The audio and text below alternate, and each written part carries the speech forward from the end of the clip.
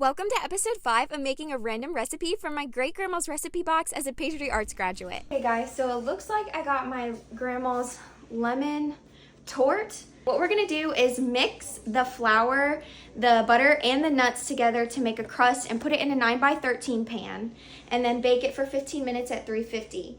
Then we're gonna blend the whipped cream, powdered sugar, and cream cheese all together and layer that on there. And then we're gonna do our pudding mix with our milk, cook that up, that gets layered on, and then it gets layered on with another whipped topping. So that sounds pretty good. So I started the recipe, and I'm not gonna lie, the crust seemed a little bland to me while I was making it. I felt like it needed some sugar, but since that wasn't in her original recipe, I decided to trust the process and just bake it as it is to get it nice and toasty.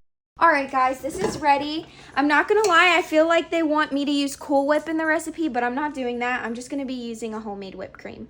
I feel like this would taste a lot better. The recipe didn't remind me of a torte. In pastry school, tortes were more like layered cakes with mousse, creams, and sometimes fruit jams. This one felt more like a creamy lemon dessert with layers. But maybe the boxed lemon pudding is what threw me off. Her recipe does have those cream layers, so I'll give her that. But next time, I think I'll take it up a notch and make everything from scratch, including the lemon pudding.